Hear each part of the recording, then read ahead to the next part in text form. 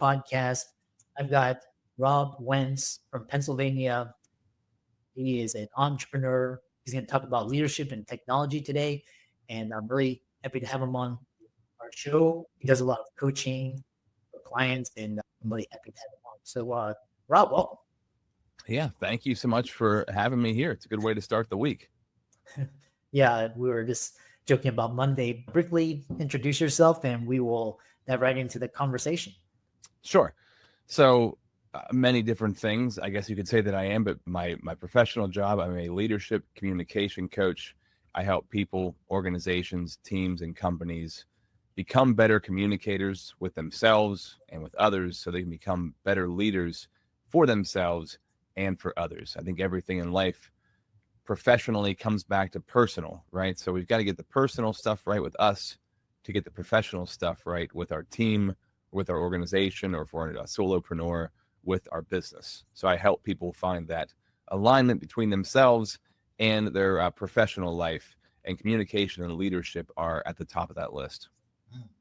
Yeah, really fascinating. And we'll dive right into the questions. And first thing is, because I've always studied leadership and management because it's something I never really fully understood, but it's ultimately it's personality and relationships. What are the most common barriers to effective leadership communication, and how can someone overcome?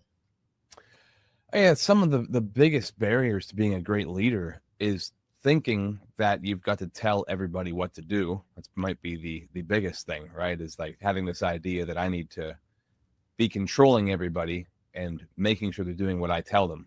The flip of that, the servant leadership mentality, comes from turning the pyramid of what a business would look like on its head. At the bottom, you have the grunt workers, and then it goes itself up the pyramid to the top echelon where there's one person at the top, and flipping that upside down, because in that pyramid, the person at the top thinks that everybody underneath them has to serve them. If you flip it, the person who's at the top is now at the bottom, and they have to serve everybody else.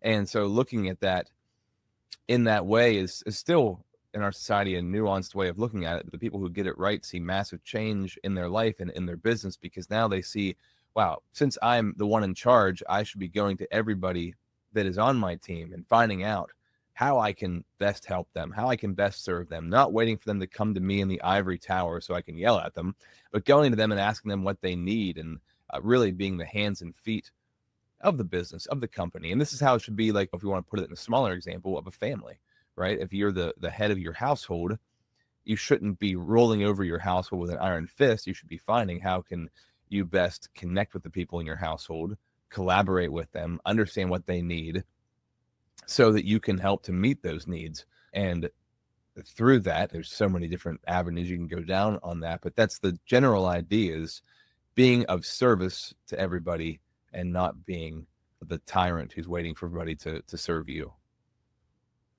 Yeah, I really love that. And I know it really resonates with a lot of the way I see leadership. One thing we talk about is, why is a lot of leadership right now based on hierarchy, seniority, or and you see a lot of lack of integrity, lack of morals, and just why is that? There's many different reasons as to why. It's natural to, when you're in charge of people, want to take charge of them and control what they're doing, right? So it's just a natural human thing to control people and to establish your dominance and to prove your dominance and to just roll over people with an iron fist is the best way I can think about it. So I think it just naturally happens in business and in life in general.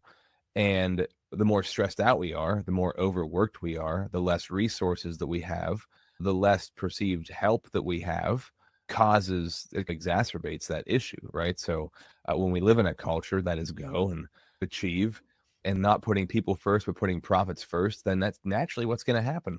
When the numbers have to keep increasing every quarter, but that doesn't mean that the quality of care of the people that you're serving or the people that work for you are also on the top of that list of, yeah, we need to make more money, but we also need to serve people better.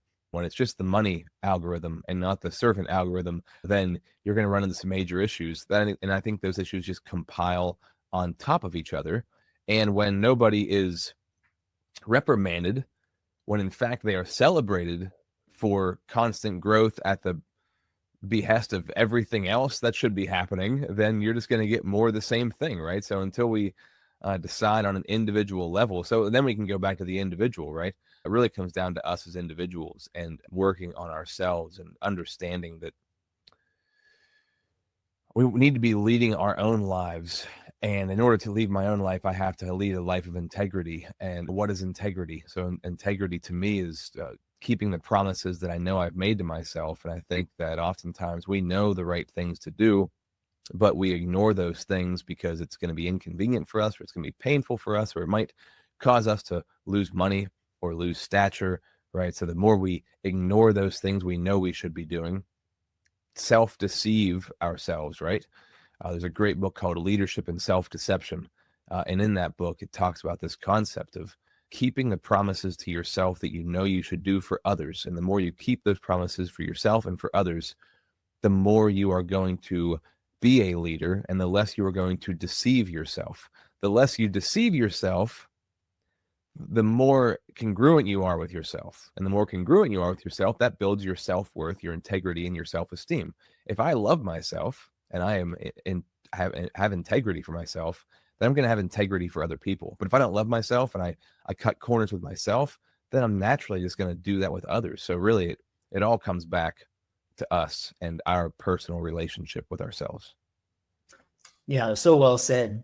And furthermore, driving more into that idea is that you talk about maintaining integrity, and how difficult is it to maintain integrity, and how does it impact leadership effectiveness in the long run? And what I mean by that is sometimes you have to sacrifice yourself for others, but then a lot of people don't do that. So provide examples from your coaching experience. I'll ask you that question. How often do you keep promises to yourself? Like on a regular daily basis, are you keeping all the promises to yourself that you know you should be doing? I try to maintain morals and integrity with myself, especially in terms of sleeping and exercise and eating. I think that's really the basis on your morning habit as well. But how about yourself? Yeah. And I try the best that I can. We're all doing the best that we can. We all can do better. And if I'm doing that for me, then I'm going to do that for others. So if there's not high integrity in the business, it's most likely because the people on top of that business are not in their own private life who they know they should be. And I know that sounds like simplistic or maybe like a cop out, but that seems to be the way that it is. I know that's very true for myself. There's an organization that I'm close with that the people at the top of that organization are a bit controlling. They are not the greatest communicators. They seem to skirt around having difficult conversations, right? And what kind of people do you think they bring into that organization? They bring people in like them, right? So if there's inherent character flaws from the people who are running something at the top, then they're going to bring in people with character flaws. Not to say that we all have character flaws in one way, shape, or form. Nobody's perfect. But if you're really working on yourself and being aware of these things and having people in your life that help to bring these things to awareness, then you're going to make less of those mistakes. But you're going to probably bring people around you that are either like you or people around you that will help you grow. And I really feel in a lot of organizations, a person who's wanting to control things will bring around people that they can control, number one, and then also people that are like them that like to control other people, right? So I think it trickles down from the top. And that's why I say the person who's in charge, their integrity, their own personal leadership and self-awareness of their own life is essentially the most important thing. Because if you get that, then you're going to bring in the right people and you're going to get the right people that are going to treat other people right. And as you grow, you're going to have less and less of these issues. But if you don't work on that stuff for yourself and you don't have a sounding board of people who are going to hold you to the fire, then you're going to see this kind of stuff happen over and over again. So there's tons of examples of that. I think we all could point to examples of that in our own personal life and professional life. But it's oftentimes the things I see the most are leaders who don't want to get involved in the infighting going on in the company. They separate themselves and put themselves above it so maybe they can ignore it. And they try to stay away from the major issues. And if they do confront a major issue, it's usually in a controlling or domineering kind of way instead of in a communicative, collaborative kind of way, helping people grow. And when you help somebody grow, the best part of that is they might grow in your organization, but if they're not right for your organization, you can help them grow out of your organization. But you have to have those conversations, have that communication, and have that connection. I hope that answered your question. I feel like that's the best way I can identify that. Yeah. And the next question I have for you is, how can individuals learn to be more authentic in their personal and professional lives? A lot of times I've noticed in the corporate setting is people have to put on a mask and have to, stay along party lines, and they have to be politically correct. So how can people reduce this amount of fakeness? Oh, geez. I'll go back to it. It starts with you. Who do you want to be? How desperate are you for that job that you have? The best way to be authentic, I think this, I'm just going to speak from personal experience. I started getting more authentic the less I needed the job that I had.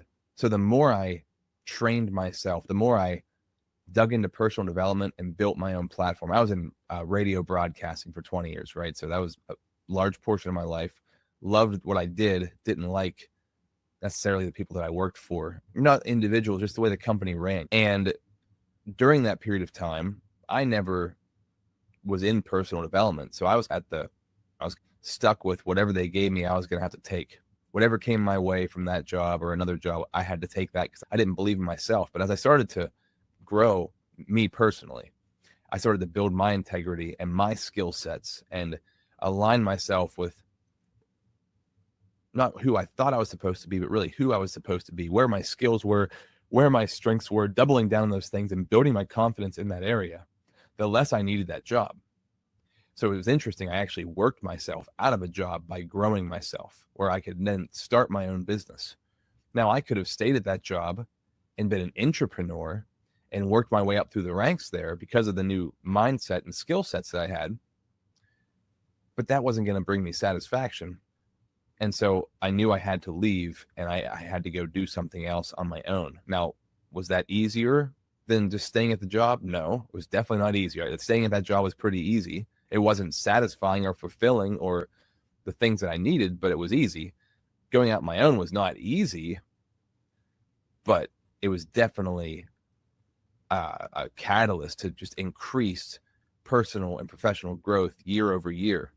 There's the pain of discipline, the pain of regret. The pain of discipline is putting the work in to be the person you want to be. The pain of regret is knowing you need to be somebody else, but you're comfortable where you're at right now. And even though it's not the greatest thing in the world, you're just going to stay there. I encourage anybody, this is not a quick fix band-aid kind of thing. This is like going back and building yourself up as an incredible person who knows who they are, who has high integrity, who knows what their strengths are. Because when you know what your strengths are and you have integrity for yourself, it doesn't matter where you go, you're going to get a great job. It doesn't matter what business you want to build. You'll know the right business to build. You'll know what job to go after because you know yourself and you have integrity for yourself. And so that is the real separating factor that will take you from the place you are now to the place that you want to be. Because there's the old expression, wherever you go, there you are. You might go to the most beautiful place in the world, but you're still stuck with you whenever you're there. You might get the greatest job in the world, but if you're not right with yourself, you're stuck with you at that incredible job, and it's eventually going to fall apart. Improving on yourself, making yourself better is going to make you better wherever you go. That's my advice. Yeah, I love that. And there's so many golden nuggets in that response. I know stories of people, my colleagues are doctors, lawyers, and it was like a great salary, but it's eating them up inside because they know they're supposed to be doing something else, or they're just like working for a company and just helping the company. So the next question I have for you is, and there's nothing wrong with that. There's nothing wrong with working for a company and making a good living there. So I'm not saying everybody has to go out on their own, but as you grow personally as a human being, you're naturally going to be drawn away from things and drawn to other things. That might mean in the company you stay there because you love what you do, or you're drawn to do something else. Everybody's different in that regard. Yeah, I just don't want to give the impression like build yourself up and improve yourself so you're just going to leave the job you're at. It might not be, everybody's different, right? It's a different path for everyone. Yeah. Yeah, so well said. How do you see leadership changing, especially in this era of artificial intelligence and you've got digital platforms, remote work? Are you asking how is leadership changing in that regard? Yeah. I'm a part of an organization called BNI, Business Networking International. It's a global organization, a networking referral group run by Ivan Meisner. Incredible organization. I love it. I love BNI. It's been very helpful for my business. And there's core values in BNI. One of the core values is traditions plus innovation, right? Which I love that, because traditions are traditions, like cliches are cliches. Why is it cliche? Because it's probably true. A tradition is a tradition, most likely because it's probably true. It has some sort of lasting impact. What our culture seems to tend to do is choose innovation over tradition. It's, we're going to go towards the new shiny thing. We're going to chase AI and leave tradition behind, right? The answer is in the two. Leadership doesn't change. Leadership's been, I go back to the Bible. Jesus, perfect example of a servant leader. The examples of leadership are as old as human beings are. So those things don't change. They're always going to be the same. Social media, AI, all the different technologies that come out and distract us are tools. We can either let them use us or we can use them to our advantage. And so how does it change things? I don't think we can get more done in less time. I love using ChatGPT to help me brainstorm and come up with ideas. People use it to create art or whatever you're using AI for. It's to build CRMs, to build amazing systems. It can help to speed up the process of something that once took a lot longer. But at the same time, the tenets of great leadership will never change, because people are people, and people don't really change as far as what our needs are and how we can help each other. This right now is cool. Talking over StreamYard, doing this podcast is cool, but it still pales in comparison to having a real in-person conversation with somebody. This is good. It's helpful. It's better than not being able to do it, but we can't lose sight of the things that have always worked, because we were designed for things to work a certain way. And so I just go back to that. I just go back to traditions plus innovation. The traditions of leadership will never change. Use the innovations in conjunction with to make the traditions stronger. Don't use the innovations to leave the traditions behind. And I think that's what we see in our society, right? We use social media as a way to communicate, but we leave out the traditional ways of communication. You can't communicate important, complex, or sensitive ideas through text. It just doesn't work. You can't communicate ideas to have a conversation with one-way videos, right? You have to have collaboration. Bringing those two together is it's like using the innovation to support the tradition. So using AI to support your leadership, not in place of. Oh, you're muted. I can't hear you. I love that. And next question I have for you is the idea, because you mentioned faith and a lot of, again, I'm spiritual, I'm not a religious, but talk about how leaders can use spirituality and faith in their leadership to lead people, inspire people, have a sense of moral integrity, all of that. I think that I don't know what every religious or spiritual practice believes, because I have not studied all of them, but I've studied a few of them. And it all comes back to, love your neighbor as yourself, love people.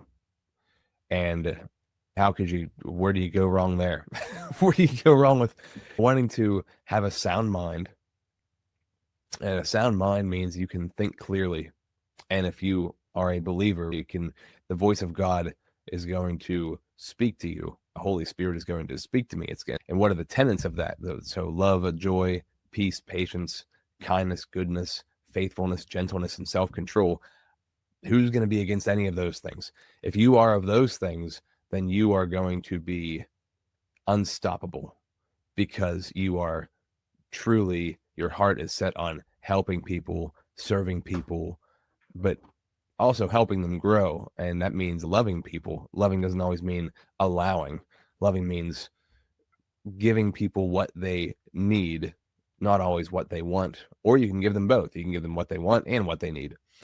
And I think that's the biggest thing, is going back to the servant leadership. If you're going to be a great leader, you're going to be a servant to other people. And I think that every spiritual faith-based practice in existence focuses on loving yourself, loving other people. And if you're loving other people, you're going to show up for them in a different way than if you just see them as objects. You just see them as pawns in a little game or a nuisance that you need to use or get out of the way so you can move forward. So in the most simple way, I would say that's the best way to use whatever spiritual practice it is that you subscribe to. Is there, all those practices are for you to better yourself. And if you're bettering yourself in a way that's pushing other people out of the way and you're putting yourself above them, then you're just doing it wrong. But if you're bettering yourself in a way that makes you want to collaborate with people, makes you want to see others grow, because you know this, when you help other people grow, you feel better. When you serve other people, you learn more about yourself. When you teach people something, you learn more about the thing that you're teaching. So it's always a win. So if you're looking at it as a win perspective, and that's just going back to even just a business idea, Jim Collins, right? Good to Great. It's all about the win-wins. How many wins can I create in a scenario? And if you are aligned correctly, everybody's going to win. You don't have to lose out because you're helping somebody else win. It's the contrary. You win and they win and other people win. Because if you're being a good person, you're helping somebody else be a good person, then that's going to benefit your family. It's going to benefit their family. It's going to benefit their friends, your friends, their coworkers, your coworkers, because you can't not feel good when you're helping other people. So it just is going to trickle out from there. How can people find you and reach out to you? I know you do a lot of coaching and work with you and learn more about you. Sure. Yeah. If you can go, my website is leadimpacttransform.com. You can go there, leadimpacttransform.com. All my information is on there. You can schedule a call with me, and I'd love to connect with anybody watching this who wants to talk just for like 30 minutes. Let's sit down and chat. And I love finding out what people are all about and learning about them and where they're at. So I'd love to have a conversation with anybody who wants to check in. Yeah, I really enjoyed this conversation and so much golden nuggets for the audience and adding value. And thanks so much, and to your continued success in 2025. Thank you so much. Same to you. Thanks for having me on.